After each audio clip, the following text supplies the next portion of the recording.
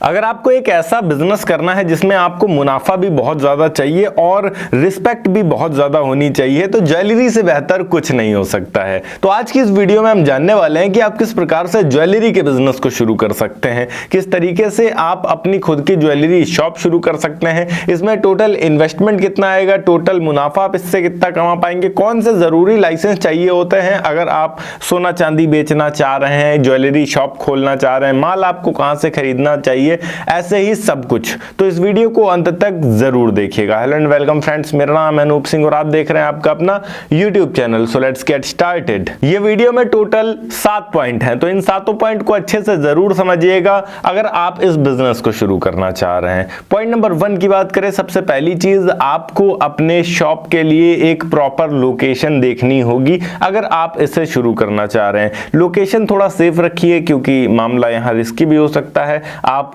लाखों का माल रखेंगे अपने शॉप में और वो बहुत छोटा सा होगा, कोई भी कैसे भी लेकर चला जा सकता है, तो आपको सिक्योर रखना होगा। सिक्योर रखने के लिए प्रॉपर लोकेशन चाहिए होगी।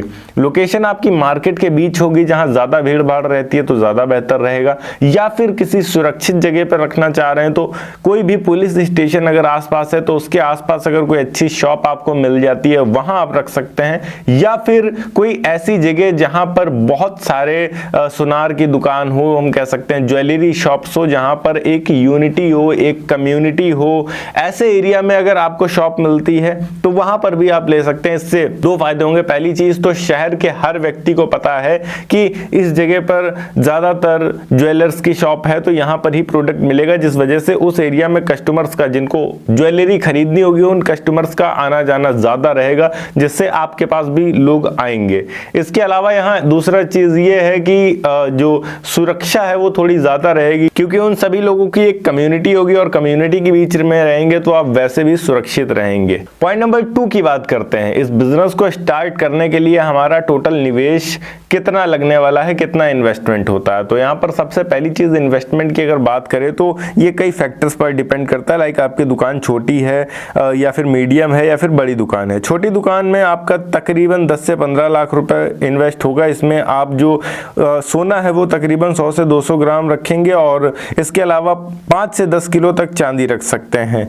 मीडियम लेवल की अगर शुरू करना चाह रहे हैं तो आप तकरीबन 30 से 50 लाख रुपए इन्वेस्ट करेंगे, जिसमें आप लगभग 500 से 700 ग्राम तक सोना रख सकते हैं और इसके अलावा जो चांदी है वो 30 से 50 किलो तक रख सकते हैं। अगर आप बड़ी दुकान में जाते हैं तो फिर यहाँ पर 1 करोड़ से ज़्यादा खर्च आपका आएगा, जिसमें आप 1 किलो से ज़्यादा सोना रखेंगे और 100 किलो से ज़्यादा चांदी रख सकते हैं। पॉइंट नंबर 3 की बात करते हैं। अब ज्वेलरी शॉप शुरू कर रहे हैं तो इसमें लाइसेंस कौन कौन से चाहिए। लाइसेंस कई सारे आपको चाहिए होते हैं। जैसे सबसे पहला लाइसेंस आपका हो जाता है यहाँ पर GST रजिस्ट्रेशन, टैक्स भरने के लिए। दूसरी चीज आपका BIS हॉलमार्क चाहिए होता है लाइसेंस। अगर आप ज्वेलरी बेचते हैं, खासकर सोना बेचते हैं, सोने के लिए ये बहुत ज्यादा महत्वपूर्ण होता है। अगर हम इसकी बात करें तो bureau of Indian standards registration, basically फिर से हम बात करें तो ये सोने की शुद्धता के लिए होता है। जैसे आपका जो सोना है वो 14 कैरेट है, 16 कैरेट है, 18 कैरेट है, 20 कैरेट है या 22 कैरेट है या 24 कैरेट है। इसके अलावा आपको James and jewellery export promotion counselling यानी कि GJEPC में रजिस्ट्रेशन करवाना होगा अगर आपको एक्सपोर्ट करना है तो। अगर एक्सपोर्ट नहीं करना है तो इसकी कोई ज़रूरत नहीं है। इसके अलावा shop and establishment licence local authority से, और व्यापार बीमा इंश्योरेंस चोरी और नुकसान से बचाव के लिए ये भी ज़रूरी है, क्योंकि ये थोड़ा महंगा दुकान होगा आपका। एक चीज का ध्यान रखिएगा, यहाँ पर कैरेट वाइज होता है। 14 कैरेट जो सबसे न्यूनतम होता है, सबसे ज्यादा मिक्स होता है, जिसमें प्योरिटी बहुत ज्यादा नहीं होती है। फिर होता है 16 कैरेट, फिर होता है 18 कैरेट। मोस्टली 18 कैरेट सेल होता है आज के टाइम में, ज्यादातर लोगों की पसंद होती है 18 कैरेट। इसके अलावा होता है 20 कैरेट, 22 कैरेट, बट यहाँ पर 24 कैरेट जो सबसे प्योर गोल्ड होता है, प्योरिटी का जो पीक होता है 24 कैरेट वो होता है। पर यहाँ पर कोई अगर आपको ये बोलता है कि 24 कैरेट की ज्वेलरी है तो आपको बिल्कुल भी यकीन नहीं करना होता है, क्योंकि 24 कैरेट की कोई ज्वेलरी नहीं बनती है। 24 कैरेट बिल्कुल प्योर होता है और उसकी ज्वेलरी बन ही नहीं पाती है जब तक उसमें अदर मेटल्स नहीं मिलाए जाते हैं तब तक एक प्रॉपर शेप नहीं आ पाता है। पॉइंट नंबर 4 की बात करें, ज्वेलरी कहां से खरीदे। भारत में कई सारे मार्केट हैं, जो भी आपके नियरेस्ट हो आप वहां से खरीद सकते हैं सेल करने के लिए। फॉर एग्जांपल यहां पर अगर हम बात करें तो यहां पर सबसे पहली चीज, अगर आप मुंबई के आसपास रहते हैं तो झावेरी बाजार जो है मुंबई में सबसे बड़ा मार्केट है गोल्ड का भारत में। इसके अलावा कुंदन मार्केट जयपुर में है, कुंदन और पोल्की ज्वेलरी जिसे कहा जाता है। इसके अलावा सूरत गुजरात में आप जाते हैं तो डायमंड ज्वेलरीज आपको मिलेंगी। इसके अलावा कोलकाता में जाते हैं तो हल्की वजन की सोने की जो ज्वेलरीज होती हैं वो काफ़ी अच्छी मिलेंगी, काफ़ी अच्छी नक्काशी होती है, उनमें काफ़ी अच्छा डिज़ाइन होता है। वो स्पेशलिस्ट है एक तरीके से हल्के वजन में अच्छी से अच्छी ज्वेलरी बनाने के लिए। इसके अलावा दिल्ली जाते हैं तो करोल बाग, चांदनी चौक ट्रेडिशनल और मॉडर्न ज्वेलरी का हब माना जाता है।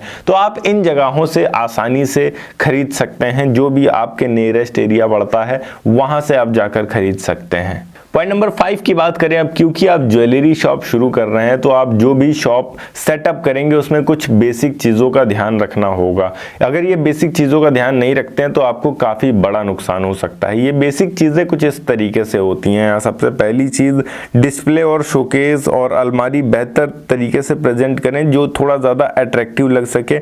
इसके अलावा बिलिंग सिस्टम, POS मशीन या कंप्यूटर रख सकते हैं। CCTV कैमरा और सिक्योरिटी अलार्म बहुत ज़्यादा ज़रूरी है अगर आप ज्वेलरी के बिजनेस में एंटर करना चाह रहे हैं, क्योंकि यही एक ऐसी चीज़ है जो आपको चोरियों से बचाएगा।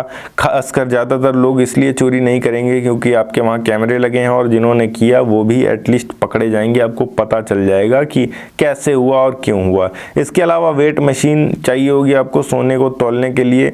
छोटी वेट मशीन होती है, मार्केट में ही आपको आसानी से मिल जाएगी। और सुरक्षा के लिए तिजोरी यानी कि लॉकर आपको चाहिए होगा। पॉइंट नंबर 6 की बात करें, अब आपको अपने शॉप की मार्केटिंग करनी है, जिसके लिए आप सोशल मीडिया का यूज कर सकते हैं। ऑफलाइन भी आप एडवर्टाइजमेंट कर सकते हैं अपने एरिया में आसानी से। जितना ज़्यादा एडवर्टाइजमेंट होगा उतना ज़्यादा जो आपका शॉप है वो पॉपुलर होगा और आपके शॉप के चलने के चांसेस होंगे।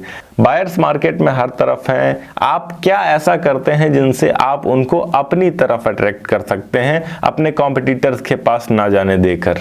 पॉइंट नंबर 7 की बात करें, इसमें प्रॉफिट और मार्जिन कितना होता है, क्योंकि कोई भी बिजनेस केवल इसीलिए किया जाता है क्योंकि उसमें 4 पैसे मिल सके। यहाँ प्रॉफिट मार्जिन की बात करें तो काफ़ी अच्छा प्रॉफिट मार्जिन होता है। जैसे अगर आप यहाँ पर गोल्ड ज्वेलरी सेल करते हैं तो उसमें 5 से 20% तक का प्रॉफिट होता है। सिल्वर ज्वेलरी में आपको तकरीबन 20 से 40% तक प्रॉफिट होता है।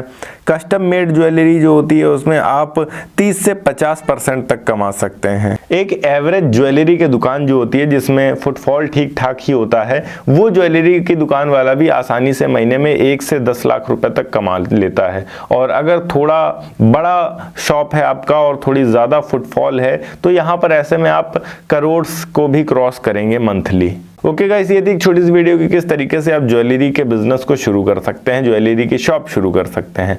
अगर वीडियो अच्छी लगी हो तो वीडियो को लाइक करके चैनल को सब्सक्राइब जरूर कर दीजिएगा। मैं मिलता हूं आपको नेक्स्ट वीडियो में एक नए टॉपिक के साथ। तब तक के लिए जय हिंद, वंदे मातरम।